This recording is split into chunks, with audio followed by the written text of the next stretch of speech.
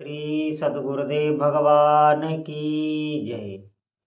श्री सीताराम सरकार की जय। श्री राधा रमण लाल की जय। श्री गौरी शंकर महादेव की जय। सभी दर्शकों और भक्तों को कोटि कोटि प्रणाम। सबको प्रेम भरा जय जय श्री राधे, जय जय श्री सीताराम। सभी भक्तों से प्रार्थना है, बहुत सावधान होकर ध्यान पूर्वक सुने। देखिए,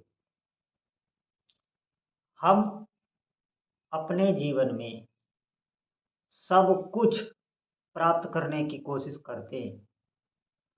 सब कुछ, कहाँ कहाँ हम अपना मन और अपनी अमूल्य शक्तियां लगाए हुए हैं भोगों में। आप ध्यान देना, बहुत ध्यान पूर्वक आप सुनना ये बात। भगवान ने हमको इतनी सामर्थ्य दे रखी है जिसको हम पहचान नहीं पा रहे। निश्चित मानिए, अपूर्व सामर्थ्य भगवान ने इस मनुष्य को, जो उनकी सामर्थ्य है वो पूरी पूरी हम लोगों को उन्होंने दे रखी है। बस एक काम उन्होंने किया है कि इस शरीर रूपी पिंजड़े में हमको बांधा है। प्रभु ने नहीं बांधा है, ये बात सिर्फ कहने के लिए कही जा रही। हमने इससे प्रेम ही इतना कर लिया इस शरीर से, इसीलिए बार बार हमारा जीवन मरण हो रहा है। आप देखना, कभी हमको लगता है कि ये शरीर मैं नहीं हूं। हमें इस शरीर से बहुत प्रेम है। और ध्यान रखना, शक्तियां हैं, अनंत शक्तियां आपके पास हैं, लेकिन शरीर को लेकर नहीं है। ध्यान रखना, स्वरूप को लेकर है, जो आपका वास्तविक स्वरूप है।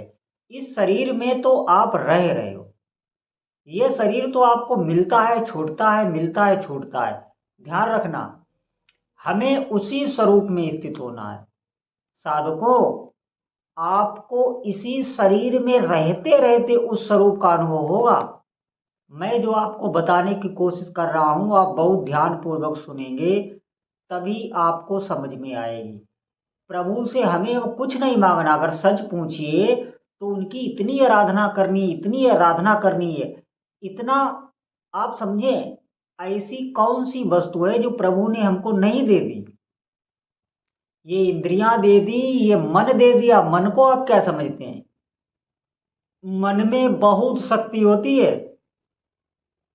इतनी शक्ति मन में होती है कि मन की गति को अच्छे अच्छे देवता भी नहीं पा सकते। ये जो मन हमें मिला है, जिस मन को हम भोगों में लगाए हुए हैं, इसका एक ही नियम है, इसे आप जहां भी लगाओगे वहीं ये चिपक जाएगा, वही ये बार बार मांगेगा, जहां भी आप लगा दें।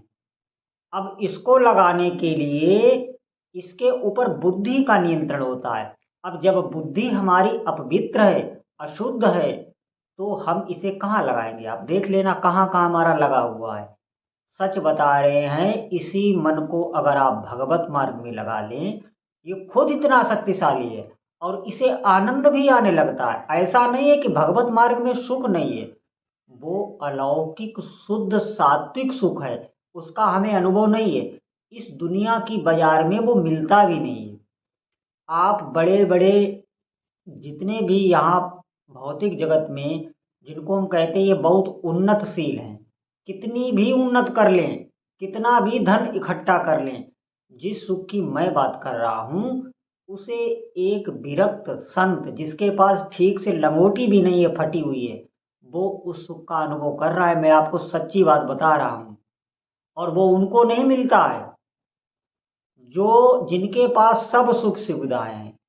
आप बिल्कुल निश्चिंत रहिए। मैं सच आपको मैं कैसे बताऊं, इतनी सामर्थ्य प्रभु ने हमको दे रखी है पहले से ही। वो हमारी कम किस लिए है? हम क्यों ये गिड़गिड़ाते रहते हैं, क्यों रोते रहते हैं, क्यों हम इतना अपने को कमजोर समझते हैं? उसकी बस एक ही वजह है कि इस शरीर में हम बंधे हुए हैं। सच मानिए, नहीं तो हमारी असीम शक्तियां हैं, असीम शक्तियां। आप देखना, भूत प्रेत कितने बड़े बड़े लोगों को परेशान करने लगे। जब वो शरीर में थे तो वो कुछ नहीं कर पा रहे थे, और मरने के बाद अगर वो भूत बन गए तो वो अच्छे अच्छे लोगों को परेशान कर देते। क्यों? क्योंकि वो अब सूक्ष्म रूप में हो गए, वो सूक्ष्म रूप में हो गए, उनकी शक्ति बढ़ गई, वो सब कुछ जान लेते हैं बाहर भीतर की। अगर ऐसा ना होता तो तुलसीदास बाबा को एक भूत ने ही कहा था कि वहां जाइए, वहां आपको हनुमान जी के दर्शन मिले। अब बताओ, भूत ही बता रहा है भगवान का रास्ता। और जब वो शरीर में था, जैसे हम लोग शरीर में हैं, तो अभी हमारी शक्तियां बंधी हुई हैं इस शरीर में। यहाँ अगर शरीर में कोई रोग होगा तो हमारी इसमें इतनी आसक्ति है कि हम विक्षिप्त हो जाएंगे। हमारी जो ऊर्जा है वो बिखर जाती है, विक्षिप्त होने से हमारी ऊर्जा बिखर जाती है। हम कहाँ ध्यान लगाएं, कहाँ हमसे भजन होगा, कामनाओं से हमारी ऊर्जा बिखर जाती है। भजन हमें एकाग्र करता है, साधना आपको एकाग्र करती है, आपकी शक्ति को एक जगह पर बटोर के इकट्ठा करती है। सच मानिए, और भगवत कृपा से वो शक्ति बढ़ती ही रहती है। फिर आपको लगने लगेगा कि मुझ पर इष्ट की कृपा, आपको लगने लगेगा कि मुझ पर सच में इष्ट की कृपा है, और खूब आप प्रसन्न रहेंगे। आपको देखकर लोग सोचेंगे कि ये इतना प्रसन्न क्यों रहता है, कहीं ये पागल तो नहीं हो गया। ऐसा नहीं होता है। साधक, जो अच्छे साधक होते हैं, वो जगत को पागल ही दिखाई देते हैं। उन्हें दुनिया यही समझती है ये पागल है। वो पागल नहीं होता है, वो सबको पागल कर सकता है। उसके सानिध्य में जो भी आ जाएगा वो उसको भी पागल कर देगा। उसमें इतनी शक्ति होती है। मेरी बात ध्यान से सुनना।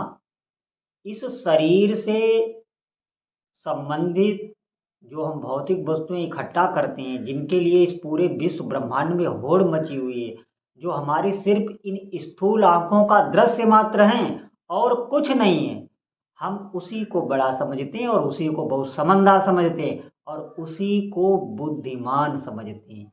हम उन्हें बुद्धिमान नहीं समझते जो भजन में लगे हुए हैं। हम जानते हैं कि अरे ये घर से ऐसे ही थे, इनके पास कुछ था नहीं, बारात इनकी हुई नहीं, तो ये बाबा जी बन गए, साधक बन गए, ये अपना भजन करने लगे। ऐसा नहीं होता। ये बात अपने दिमाग से भी निकाल देना। मैं ऐसे ऐसे संतों को जानता हूँ, बहुत ऊंचे ऊंचे पद पर थे। ऐसे ऐसे संतों को जानता हूँ जिनके पास बहुत प्रॉपर्टी है, सब कुछ उन्होंने छोड़ दिया।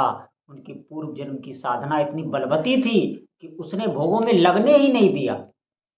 सच मानिए, भगवान की कृपा है, वो संसार में लगने ही आपको नहीं देंगे। आपको कहाँ पहुंचना है। बहुत कम लोग होते हैं जिन पर भगवान की कृपा होती है, जो भक्ति मार्ग में चलते हैं, भजन के मार्ग में चलते हैं। बाकी विषय भोगों में तो आप देखना, पशु पक्षी तक लगे हुए हैं, उन्हें कौन शिक्षा देता है, वो स्वाभाविक ही लगे हुए हैं। ये मेरी बात ध्यान रखना। हो सकता है हमारी बात आपको कभी कभी कड़वी लग जाती हो, लेकिन एक बात ध्यान रखना, सत्य हमेशा कड़वा होता है। आप भले ही मेरी बात आपको चुभ जाए, लेकिन मेरी बात अगर आप मान गए तो आप इसी जीवन में जहां आप रह रहे हैं, जैसे वातावरण में रह रहे हैं, आप सुखी हो या दुखी हो, चाहे जैसे भी हो, आपको भजन एक दिन ऐसा ऊंचा उठा देगा, ऐसी जगह पे स्थित कर देगा कि ये भौतिकवाद वाले लोग वहां जीवन में कल्पना नहीं कर सकते। पहुंचने की तो बात बहुत दूर रही, कल्पना ही नहीं कर सकते। क्योंकि वो प्रभु अणु अणु में है, वो हर जगह है। वो आपके भाव के हिसाब से, आप जैसा भाव कर ले उनसे, वो वैसा ही रूप धर के आ सकते हैं। उनमें अनंत शक्ति है। मैंने एक बार सत्संग में बताया था कि अगर हमारा जो भी आपके इष्ट देव हैं, अगर आपका उनसे प्रेम हो जाता है, प्रेम का स्वरूप मैं आपको बता रहा हूँ। जैसे हमारा संसार में परिवारी जनों से या घर परिवार से, या आप देखना और भी कोई जानने पहचानने वाले व्यक्तियों में जो एक आसक्ति होती है, दृढ़ अभिनिवेश होता है। आप देखना, आसक्ति, आसक्ति का मतलब दृढ़ अभिनिवेश, मतलब उनमें इतना दृढ़ संबंध होता है कि ज्यों ही हम उनसे बिछड़ते हैं तो हमारे अंदर एक घबराहट होने लगती है, व्याकुलता होने लगती है, कहीं ये कुछ इनको हो ना जाए, कहीं ये मुझसे खो ना जाए। ये ये आसक्ति का स्वरूप है। यही अगर आपकी इष्ट देव में हो जाए तो आप सिद्ध पुरुष कहलाएंगे। सच मानिए, सिद्ध पुरुष कहलाएंगे, क्योंकि वो चित्त जो आसक्ति में व्याकुलता होता है, जैसे आप इष्ट देव के लिए अगर ऐसे ही व्याकुल होने लगे तो इष्ट देव कहीं दूर थोड़ी ना है, वो आपके पास में ही, अरे व्याकुलता में ही वो रहते हैं। ये बात आपको कोई नहीं बताएगा। भगवान व्याकुलता में रहते ही हैं, उनका निवास ही है। हमारे अंदर कभी वो व्याकुलता आती ही नहीं, क्योंकि ये भोग आने ही नहीं देते। ज्यों ही हम भजन में आगे बढ़ते हैं, हम भोग में फंसते हैं, कोई न कोई भोग भोगते हैं, तो हमारी व्याकुलता एक मन अपना जो मन की खुराक है वो उसे मिल जाती है, तो वो कभी प्रभु के लिए व्याकुल नहीं हो पाता। ध्यान रखना, उसकी खुराक मिलती रहती है तो वो व्याकुलता उसमें आ नहीं पाती। आप दृढ़ता से एकाग्र चित्त से अगर कुछ दिन भजन करें तो आपको अपने इष्ट देव के प्रति व्याकुलता प्रकट हो जाएगी और उसी में प्रभु रहते हैं।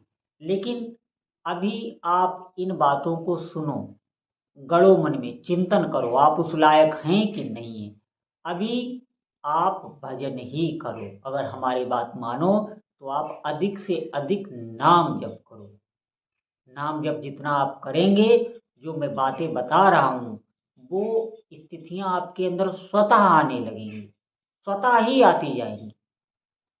आपको कुछ भी सोचना विचारना नहीं, ये अपने हाथ आती हैं। ये अपने हाथ किस तरह आती हैं? ये उपहार स्वरूप में आती रहती हैं। मैं आपको सच बता रहा हूँ, जितनी भी सिद्धियां हैं वो भी आपको उपहार में मिलने लगती हैं। आपके ना चाहते हुए भी आपके आसपास रहती हैं वो, क्योंकि जहां पर प्रभु होते हैं वहां पर उनका सारा ऐश्वर्य होता है। उनका ऐश्वर्य उनसे अलग थोड़ी ना रह सकता है, वो उनके सब साथी होता है, उसके बारे में आपको सोचना ही कभी नहीं पड़ेगा। मैंने कई बार कहा है, जो अच्छे साधक होते हैं, जो अच्छे भक्त होते हैं, उन्हें कोई कामना नहीं करनी पड़ती अपने प्रभु के प्रति, स्वतः सब मिलता रहता है उन्हें। क्योंकि जहां प्रभु की स्मृति है, उनका जहां भी स्मरण चल रहा है, बराबर कोई उनका ध्यान कर रहा है, उनकी बाट जो रहा है, उनकी याद कर रहा है, तो वो उन्हीं में है उस समय। और जब वो उन्हीं में है तो जितनी भी सुख संपदा है वो उसके आसपास आएगी ही आएगी, वहां से जा ही नहीं सकती। ये बातें हमारी ध्यान रखना। आप भजन में लगिए, थोड़े समय बाद आप देखना, थोड़ा जब समय भजन का व्यतीत हो जाता है तब आप देखना, आपको सब दिखने लगेगा। ये जो जो मैं बातें बताता रहता हूँ ये सब आपके अनुभव में आने लगेंगी। यहाँ तक कि आपको अपने पूर्व जन्म की भी स्मृति जागने लगेगी।